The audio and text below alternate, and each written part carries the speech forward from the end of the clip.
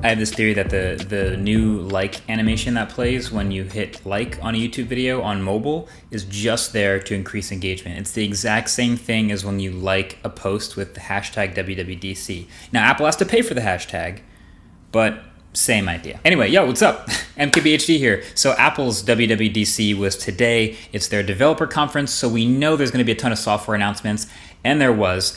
But of course, we were expecting a little bit of an extra surprise on top, maybe some hardware, and we got that too. So there's a lot to talk about today. Let's just jump right into it, Philip DeFranco. So the biggest update is what's coming to iOS 16. This will be coming out eventually as an update to your iPhone and launching on the next iPhone when that comes out in the fall. And there's a lot of new features here. So the biggest one, easily, is the new overhaul to the lock screen on our phones. So forever, just for the longest time, our lock screens on our iPhones have been the same thing. It's the time at the top, and then just a long list of notifications, and then whatever your wallpaper was behind all that.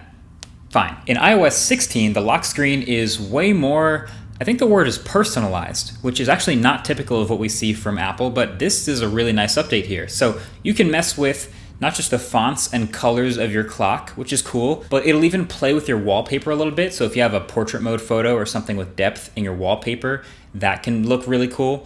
But most importantly, two things.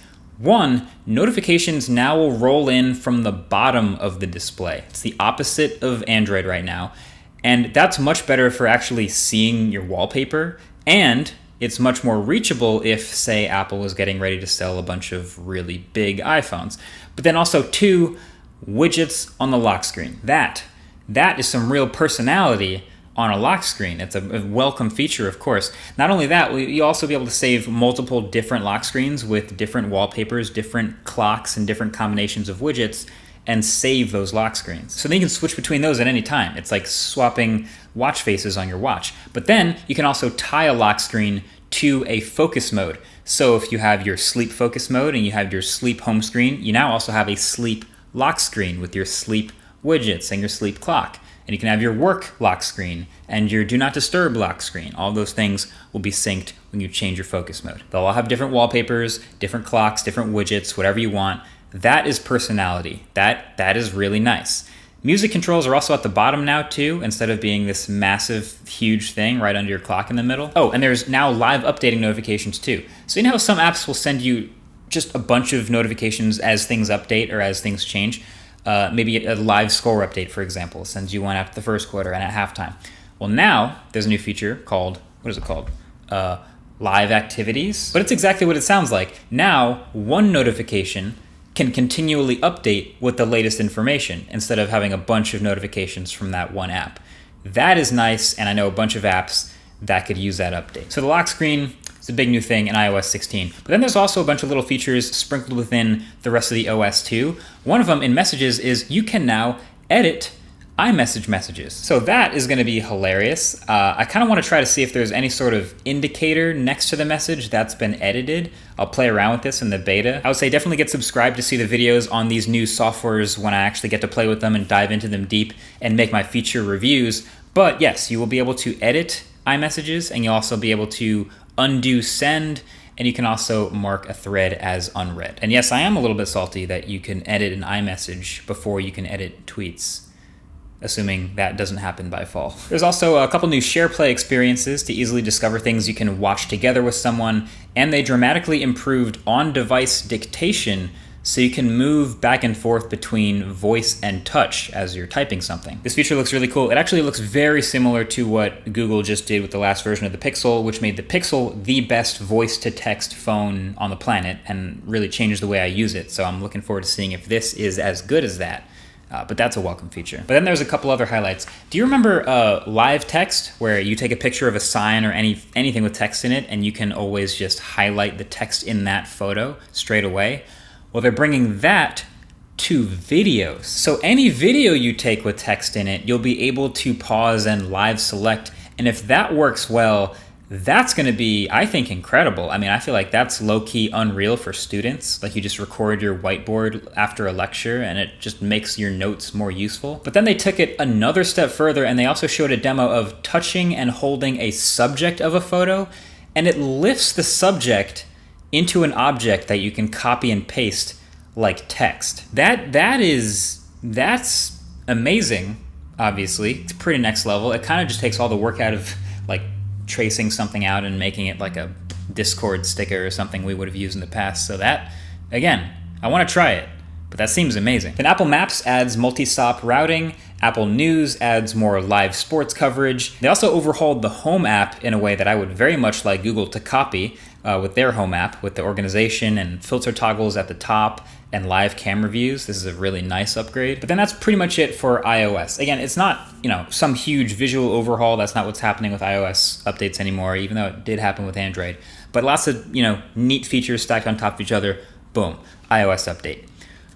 Can we talk about CarPlay for a second? So they had this statement on stage that apparently 79% of new car buyers would only consider a new car if it has CarPlay in it, which I don't even know if that's accurate. That seems a little high. But I think the point that they're trying to make that I agree with is that most in-car infotainment systems suck. They've been bad for a long time. And so just having Apple CarPlay in your car made the infotainment system much better and much more usable. That's what people wanted. And that was the old CarPlay. Today, we got a sneak peek at the next generation of CarPlay coming out later this year, which not only revamps the UI a bit, but basically is now able to just take over a new car's entire software experience on every screen. Lots of new cars have screens instead of tacks, so the screen behind the steering wheel, a screen to the side of the steering wheel, and CarPlay will literally just be able to take them all over and be consistent across everything. So this is pretty sick. I've always used CarPlay when I have the opportunity on a car that has it. Two things come to mind. One, why would anyone ever use the built-in infotainment system in a car if you have CarPlay just doing everything? And it seems like there's no motivation now for car manufacturers to get really good at making that software. It's just not going to be as good as CarPlay. I don't know, maybe that's a pessimistic view. But two, hey, Apple, have you ever considered making the rest of the car? This is probably a totally new idea you've never heard before, but you've made a bunch of the pieces of the software and using the car, and maybe the rest, maybe like an electric, it's probably, never mind. So, okay, when watchOS came up on the screen at the keynote as the next software they were going to talk about, the first thing I thought was group challenges. Please, let us do group fitness challenges. If they don't do it now, are they ever going to let us do it? Please add that feature. So they added some other more granular information for tracking certain activities. So now instead of just doing a running workout with just distance and elevation like they always do, this will keep track of not just heart rate, but heart rate zones, and let you set up interval training if you want to do that type of stuff, which I do. That's super useful to me. Triathlon workouts will now automatically be able to detect when you've switched from swimming to biking and to running, so you don't have to do it for yourself. Cool. But there's also some more information that will be tracked with sleep. So it'll track your sleep stages. So I do wear the watch to sleep, and it does give me a very basic overview of what's happening, but now it'll tell you all the same stuff basically Samsung's app's been telling me, which is if you're in REM sleep or core sleep or light sleep or deep sleep. Cool. But yeah, no group challenges.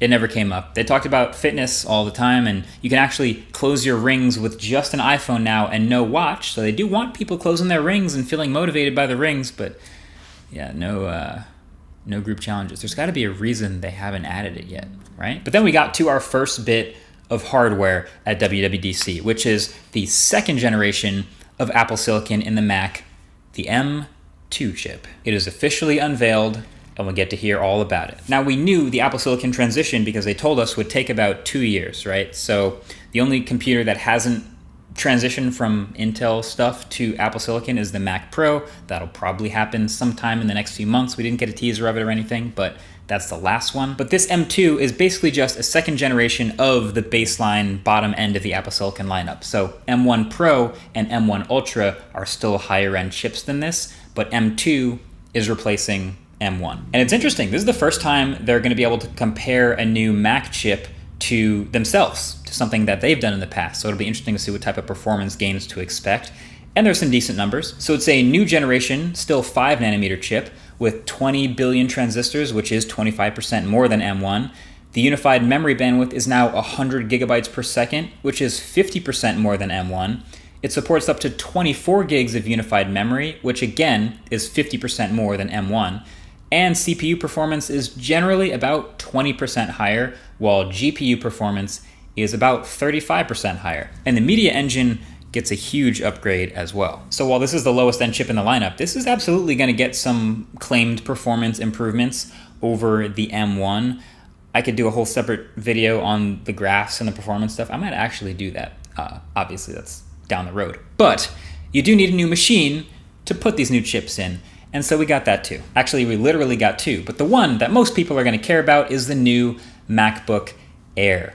It's a new redesign. It comes in 4 colors now, and it's got a brand new refreshed look.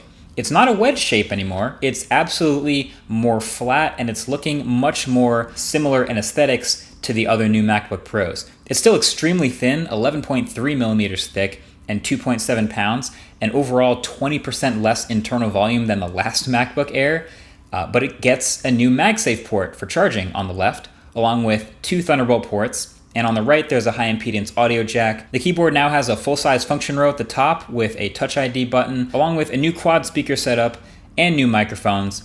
But the biggest change is actually the display. It's a larger 13.6-inch screen in almost the same footprint as the last MacBook Air. It gets brighter now, up to 500 nits, matching the M1 MacBook Pro. But you can see it has a new notch, the aesthetic Apple is slowly getting us used to with their new laptop form factor, which includes a new 1080p webcam. This is a large and overall, I think, quite nice set of updates for the world's most popular laptop, the new chip and all the new designs and things surrounding it. But definitely get subscribed. I'm going to be making a full entire video on my more dedicated, detailed thoughts and breaking down this new laptop and all the changes and what I think people will like about it and what I like about it, including why I think the new midnight color might not actually be the best color to pick.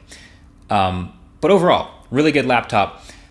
Maybe a little bit on the other end of the spectrum is the new M2 MacBook Pro, also unveiled. And I say that because that is basically the same exact machine as the M1 MacBook Pro, but just with an M2 chip inside it now. That's it, same exact thing. And that's not a bad thing. That's obviously already a very good laptop that I liked a lot. But it just feel like it didn't get the same amount of love as the other new MacBook Pro, so that was interesting to see. So the new M2 MacBook Air starts at $1199, so the price does go up, but they are keeping the M1 MacBook Air around, which is a couple years old, but they're keeping it at that $999 price, so you can still get in to a MacBook Air at $999. And then the new M2 MacBook Pro is $1299. I'll get more into this in the other video, but I feel like there's not a whole lot of people that I would recommend the M2 MacBook Pro to. You're giving up MagSafe, you're giving up the new display, you're giving up the new speakers, the new webcam, the new fast charging, all to just have slightly better sustained performance, which, you know, you probably should end up getting a 14-inch M1 Pro at that point. But again, I'll get more into that in the other video. But of course, we were all wondering what the name of the software would be that they would run on these new Macs. They do this whole big reveal for the software name every year. And so the new version of macOS for 2022, macOS Ventura. So they walked us through it. Ventura, again, is not so much an aesthetic change as much as it's a bunch of useful features put together in one place. You know, a couple of the stock apps get better. The Mail app has better search features, finally. FaceTime handoff between devices is super dope. You know, get home, you're on a FaceTime on your phone, you want to switch to the computer, one button shows up and it's a click away. That's awesome. But probably the most interesting feature that I'm definitely going to want to try is called Continuity Camera. And as you can probably understand by the name, that is literally just using the cameras on the back of the iPhone as your webcam. So there's this optional Belkin-made MagSafe mount coming out later at some point this year, and I'm sure tons of other companies are working on some version of this also. But basically, when it's enabled and your phone is stable, your Mac will just see all the cameras on the back of your iPhone as webcam options. Basically admitting that, yeah, webcams usually suck, so here's an actually good camera. But the craziest part, this is actually probably the one feature that actually really surprised me and blew me away on stage. So it's facing you, it's the webcam, right? It's got the ultra wide here as well. It will see that ultra wide camera, and because it's so wide and it's facing down in front of you, it can actually take the edge of that frame to see what's in front of you, cut it out, flip it over, stretch it, and do some processing to give you a straight up top-down view of what's on your desk. It's called Desk View, and damn, that is cool. I want to try to see exactly how it's creating that angle. Like, I really want to try this and see how close to the computer I can get with the phone that it'll actually see the keyboard and everything in front of me, but that is some impressive and clever processing happening right there. Well played, Apple. Well played. The Mac also got this feature called Stage Manager. I found it kind of odd on the Mac, but I think it'll make a little bit more sense in a second.